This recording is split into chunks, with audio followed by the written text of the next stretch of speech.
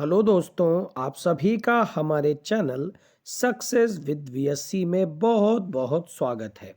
आज है 15 दिसंबर 2022।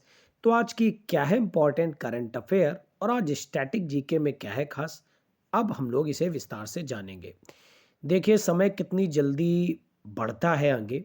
अभी हम लोगों ने 2022 की शुरुआत करी थी और आज हम लोग उस समय पर आ चुके हैं जब 2022 में केवल 15 दिन बचे हुए हैं। तो अपनी पढ़ाई को और भी स्ट्रांग बनाते रहिए क्योंकि ये समय बहुत ही जल्दी जल्दी से आगे बढ़ता रहता है। बढ़ते हैं फिलहाल आज की पहली इंपॉर्टेंट न्यूज़ की तरफ और देखते हैं आज की पहली इंपॉर्टेंट न्यूज़ क्या है। तो आपकी स्क्रीन पर आ चुकी है आज की पहली और इम्पॉर्टेंट न्यूज़। पहली न्यूज़ है राष्ट्रीय ऊर्जा संरक्षण दिवस जो कि 14 दिसंबर को मनाया जाता है। 1991 से हर साल 14 दिसंबर को ऊर्जा मंत्रालय के तहत ऊर्जा दक्षता ब्यूरो द्वारा इसे मनाया जाता है। इसका उद्देश्य दैनिक जीवन में ऊर्जा की आवश्यकता और इसके संरक्षण के बारे में जागरूकता बढ़ाना है। इस अवसर पर राष्ट्रपति राष्ट्रीय ऊर्जा संरक्षण पुरस्कार और राष्ट्रीय ऊर्जा दक्षता नवाचार पुरस्कार के विजेताओं को सम्मानित करेंगे और ईवी यात्रा पोर्टल भी लॉन्च करेंगे। तो 2 से 3 पॉइंट आपको याद रखने हैं जो आपके एग्जाम के लिए बहुत ही ज़्यादा इंपॉर्टेंट है। पहला पॉइंट कि राष्ट्रीय ऊर्जा संरक्षण दिवस कब मनाते हैं, तो 14 दिसंबर को मनाते हैं। कब से मनाते हैं? 1991 से मनाते हैं। किसके द्वारा मनाया जाता है? तो ऊर्जा मंत्रालय के तहत इसे मनाया जाता है। और अगली बात यह है कि इसके मौके पर हमारे देश की राष्ट्रपति जी राष्ट्रीय ऊर्जा संरक्षण पुरस्कार और राष्ट्रीय ऊर्जा दक्षता नवाचार पुरस्कार भी देंगी और ईवी यात्रा पोर्टल को भी लॉन्च करेंगी। उम्मीद करता हूं आज की पहली न्यूज़ आपको अच्छे से क्लियर हो गई होगी। अब यहाँ पर मेरा क्वेश्चन रहेगा, ये बताइए ऊर्जा मंत्रालय इस समय किसके पास है? कमेंट कॉलम में जल्दी से बताइए। बढ़ते फिलहाल आज की दूसरी इंपॉर्टेंट न्यूज़ की तरफ।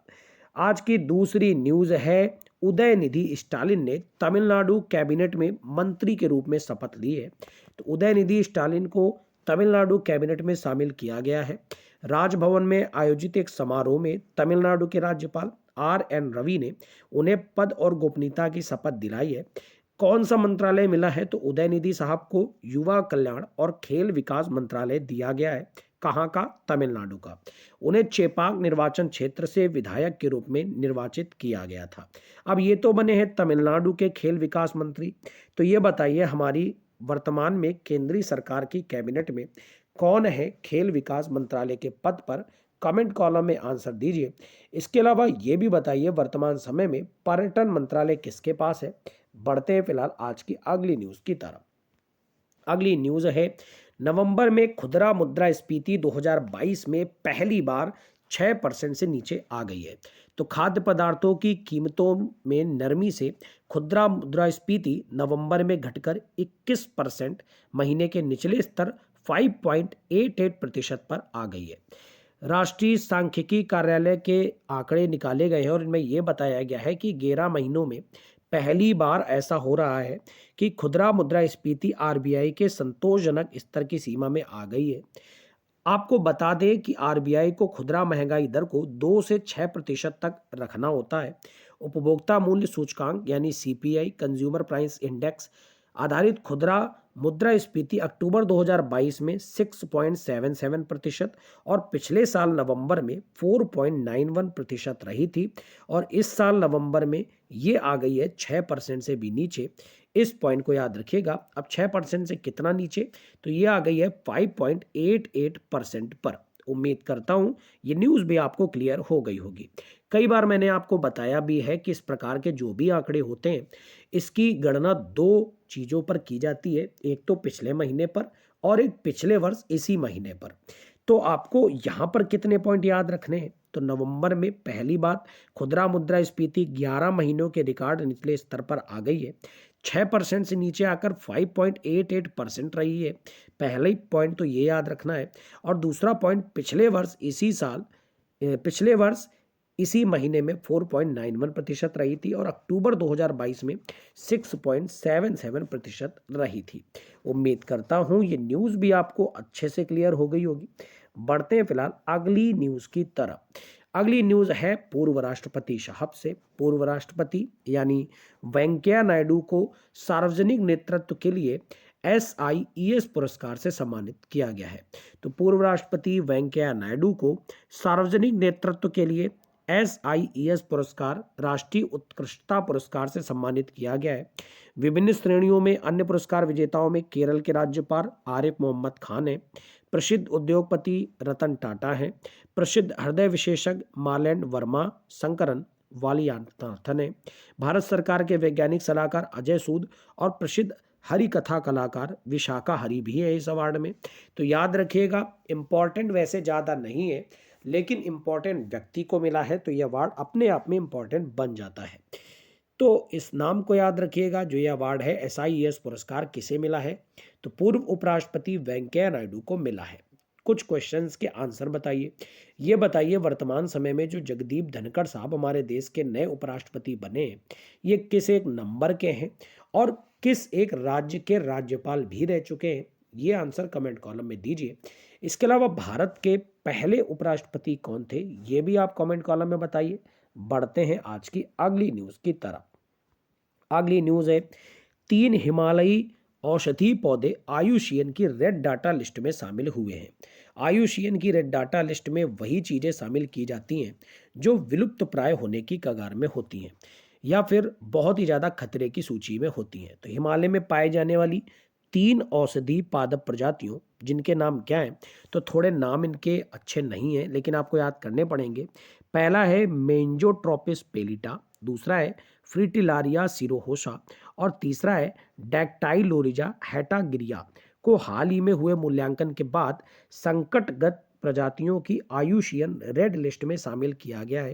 हिमालयी क्षेत्र में किया गया आकलन दर्शाता है कि वनोन्मूलन, निवास स्थान का नुकसान, वन अग्नि, अवैध व्यापार और जलवायु परिवर्तन कई प्रजातियों के लिए एक गंभीर खतरा है और इसके आधार पर इन 3 चीजों को रेड डाटा लिस्ट में शामिल किया गया है। कुछ पॉइंट्स अगर जाने, इन तीनों प्रजातियों के बारे में जाने, तो सबसे पहली जो है मीजोट्रोपिस पेलिटा, आमतौर पर इसे पटवा के रूप में जाना जाता है। यह एक 12 मासी झाड़ी है जो उत्तराखंड के लिए स्थानिक है। इस प्रजाति को वनों की कटाई, आवास विखंडन और जंगल की आग से खतरा है। इसकी पत्तियों से निकाले गए तेल में मजबूत एंटीऑक्सीडेंट होते हैं और ये दवा उद्योगों में सिंथेटिक एंटीऑक्सीडेंट का प्राकृतिक विकल्प हो सकता है। तो देखिए कितनी ज़्यादा इंपॉर्टेंट है आपके एग्जाम के लिए, है ना, क्योंकि आजकल एग्जाम में इसी टाइप के क्वेश्चन पूछे जाते हैं कि मीजोट्रोपिस पेलिटा जो है, इसे किस नाम से जानते हैं, ये किस प्रकार की झाड़ी है, कहाँ की है, तो उत्तराखंड की है। एक एक पॉइंट बहुत ही ज़्यादा इंपॉर्टेंट है। और देखो, इसकी पत्तियों से निकाले गए तेल में मजबूत एंटीऑक्सीडेंट होते हैं, ठीक है, जो दवा उद्योग में काम आते हैं, तो बहुत ही ज़्यादा इंपॉर्टेंट है।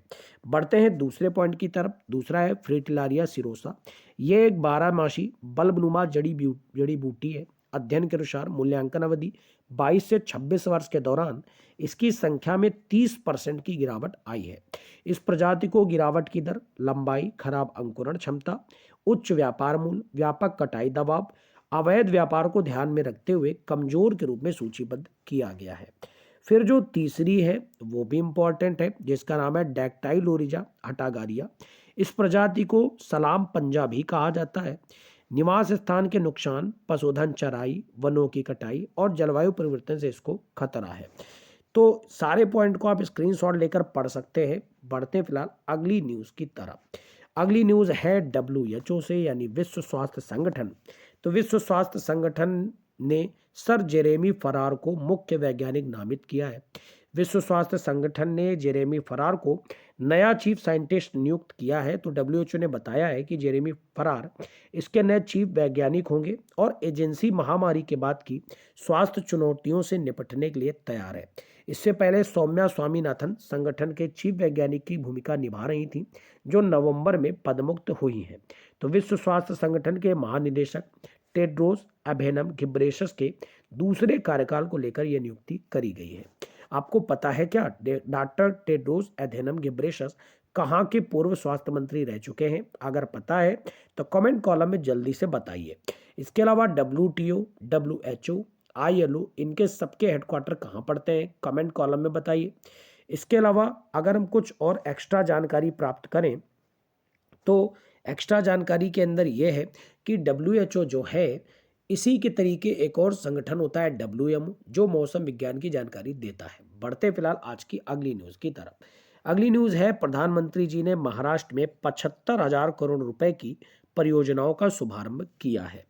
प्रधानमंत्री जी ने महाराष्ट्र में 75,000 करोड़ रुपए से अधिक की विभिन्न परियोजनाएं लागू की हैं। इसमें 1,500 करोड़ से अधिक की राष्ट्रीय रेल परियोजनाएं, national institute of one health, इसके अलावा नागपुर और नाग नदी प्रदूषण उपशमन परियोजना नागपुर शामिल है।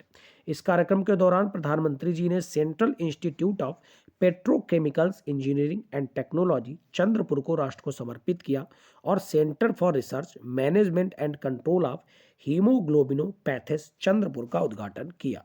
इंपॉर्टेंट रहेगा आपके एग्जाम के लिए, क्योंकि कोई भी नई चीज का शिलान्यास अगर हमारे देश के प्राइम मिनिस्टर जी द्वारा किया जाता है तो आपके एग्जाम के लिए बहुत ही ज़्यादा इंपॉर्टेंट होता है। बढ़ते हैं फिलहाल आज की अगली इंपॉर्टेंट न्यूज़ की तरफ और देखते हैं आज क्या है खास। तो अगली न्यूज़ है, नैनीताल बैंक में अपनी अधिकांश हिस्सेदारी बेचने जा रही है बैंक ऑफ बड़ौदा। तो bank of Baroda Nainital bank limited में अपनी हिस्सेदारी बेचने जा रही है। एक्सचेंज फाइलिंग के अनुसार बैंक ऑफ बड़ौदा की नैनीताल बैंक में 98.57% की हिस्सेदारी है। बैंक ऑफ बड़ौदा के बोर्ड ने हिस्सेदारी हासिल करने के लिए इच्छुक पार्टियों से एक्सप्रेशन ऑफ इंटरेस्ट मांगने के लिए विज्ञापन जारी करने की मंजूरी दी है। आप कमेंट कॉलम में बताइए कि बैंक ऑफ बड़ौदा का हेडक्वार्टर कहाँ है और बैंक ऑफ बड़ौदा की टैगलाइन क्या है। बढ़ते हैं फिलहाल अगली न्यूज़ की तरफ। अगली न्यूज़ है UIDAI से, यानी unique identification authority of India, जिसके अंतर्गत आधार कार्ड आता है। कितने नंबर का होता है आधार कार्ड, कमेंट कॉलम में बताइए। पैन कार्ड कितने नंबर का होता है, ये भी आप कमेंट कॉलम में बताइए। बढ़ते हैं फिलहाल न्यूज़ की तरफ। तो भारतीय विशिष्ट पहचान प्राधिकरण UIDAI ने नवंबर 2022 के लिए प्रशासनिक सुधार और लोक शिकायत विभाग द्वारा प्रकाशित रैंकिंग रिपोर्ट में लोक शिकायतों के निवारण के लिए सभी समूह ए मंत्रालयों, विभागों और स्वायत्त निकायों में एक बार फिर से पहली रैंकिंग प्राप्त करी है। लगातार चौथा ऐसा महीना है जब UIDAI ने इस रैंकिंग में शीर्ष स्थान प्राप्त किया है।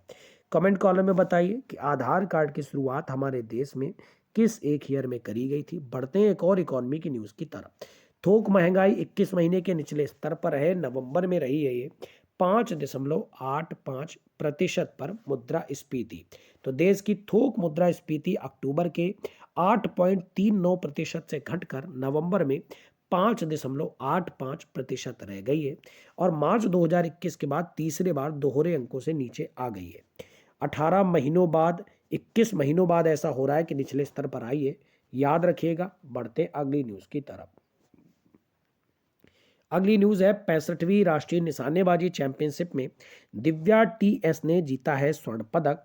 तो कर्नाटक की दिव्या TS ने 65वीं राष्ट्रीय निशानेबाजी चैंपियनशिप में उत्तर प्रदेश की संस्कृत बाना को हराकर 10 मीटर एयर पिस्टल राष्ट्रीय खिताब अपने नाम कर लिया है। इंपॉर्टेंट रहेगा आपके एग्जाम में, ये सारे वो पॉइंट हैं जो आपके एग्जाम में पूछ दिए जाते हैं ऐसे करके कि दिव्या TS का संबंध किसी खेल से है, तो याद रखिएगा। इसके अलावा ओलंपियन मनु भाकर ने जूनियर महिला एयर पिस्टल का खिताब भी जीता है। बढ़ते हैं फिलहाल आज की अगली न्यूज़ की तरफ। तो क्या है खास, तो अगली न्यूज़ तो नहीं है, अब हम पढ़ने जा रहे हैं स्टैटिक जीके पॉइंट, बहुत ही ज़्यादा इंपॉर्टेंट है हमारे एग्जाम के लिए। तो कौन कौन से स्टैटिक जीके पॉइंट मैंने रखे हैं, इस तरीके के स्टैटिक जीके पॉइंट मैं आपको बता दूं, आपको डेली क्लास में मैं आपको कराता हूं।